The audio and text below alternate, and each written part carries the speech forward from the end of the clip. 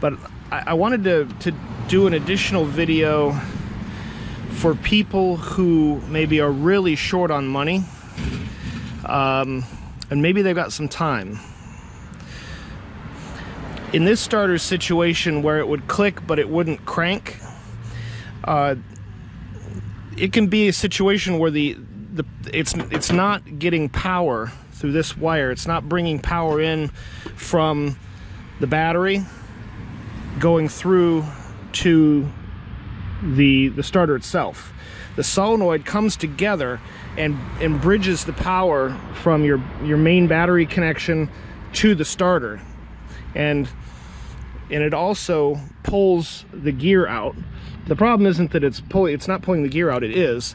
The problem is that the contacts inside are corroded and not allowing power to pass.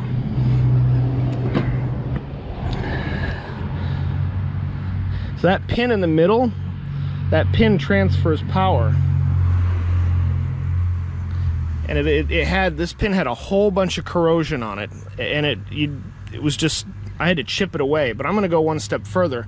I'm gonna use a Dremel, and I'm gonna clean that to where it's shiny. And then the other part is here. I didn't clean this yet, but you can still see there's some buildup on the center. I can feel it. And that buildup is preventing a solid power flow connection.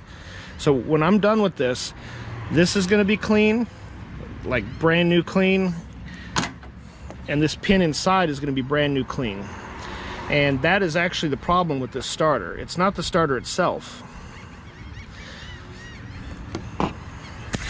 So I just wanted to share that with you guys. It's an old school kind of mechanics thing. I'm not a mechanic, but I've talked to mechanics.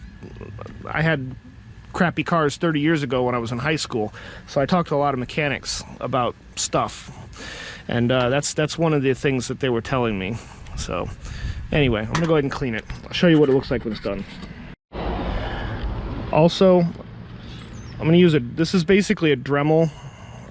If you have a Dremel's fine. That would be the preferred tool anyway.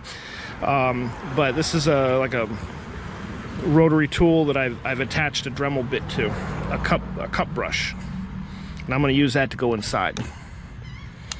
All right, so I got all clean. None of that crusty residue in the center is left. It's all nice and shiny and clean.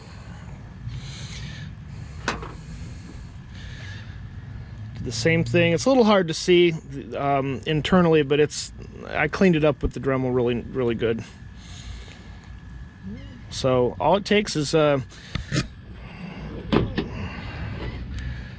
might want to put a little bit of grease on here all the way around, but what you do is you hook it in, boom, like that, and then you put it back together with you line up your two holes for your screws. You want to make sure the shorter stem is on the bottom, and then we're going to push it on and tighten the bolts down, and it'll be good to go. And it might not be a perfect fix, might get you a year or two until you can get a different vehicle, or whatever your case may be. All right, so there we go. We got it back together. Tighten that nut down on there, and tighten these two screws back up.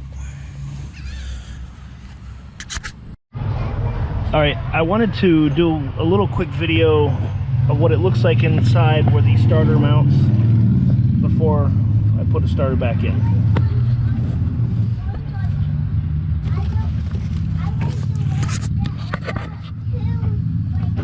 So you see the teeth. The teeth, that's your flywheel. That's where the gears from the starter will engage, and that's they look I don't know, fairly clean.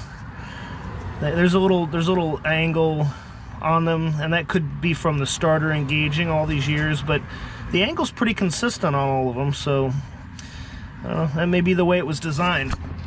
I've seen some flywheels that are torn up pretty bad, but that flywheel looks good to me.